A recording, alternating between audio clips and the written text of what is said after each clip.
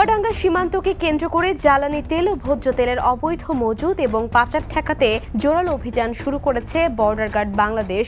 বিশেষ করে জীবননগর, দর্শনা ও মহেশপুর সীমান্ত এলাকাকে ঘিরে নজরদারি ব্যাপকভাবে বাড়ানো হয়েছে। বিজিবি সূত্র জানায়, যশোর অঞ্চলের আওতায় প্রায় ৬০০ কিলোমিটার সীমান্ত জুড়ে নিরাপত্তা নিশ্চিত করতে প্রতিদিন শত শত টহল পরিচালনা করা হচ্ছে। ৭টি ব্যাটালিয়নের অধীনে ১১৬টি বিওপি থেকে সীমান্ত এলাকায় চোরাচালান প্রতিরোধে সক্রিয়ভাবে কাজ করছে বাহিনীটি। সাম্প্রতিক অভিযানে জীবননগর ও মহেশপুর উপজেলার বিভিন্ন ফিলিং স্টেশন এবং তেল ব্যবসায়ীদের দোকানে যৌথ টাস্কফোর্স অভিযান চালিয়ে জব্দ করা হয়েছে বিপুল পরিমাণ ডিজেল ও ভোজ্য তেল। এ সময় জড়িতদের বিরুদ্ধে তাৎক্ষণিক ব্যবস্থা নিয়ে কয়েকজনকে কারাদণ্ড ও জরিমানা করা হয়।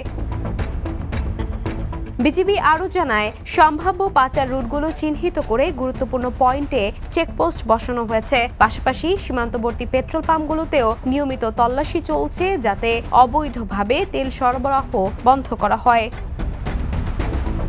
পরিসংখ্যান অনুযায়ী চলতি বছরের মার্চ থেকে এপ্রিল পর্যন্ত হাজার হাজার টহল, চেকপোস্ট ও যৌথ অভিযান পরিচালনা করা হয়েছে। এসব অভিযানে শুধু তেল নয়, স্বর্ণ, হীরা, অস্ত্র, মাদক সহ প্রায় ৬২ কোটি ৬০ লাখ টাকার চোরাচালান পণ্য জব্দ করা হয়েছে।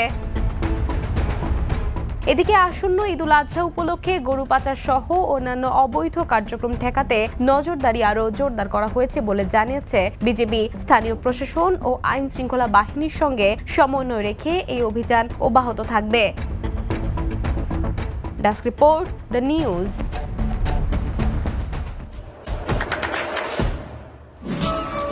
দেশে দেশে সবার সাথে দ্য নিউজ।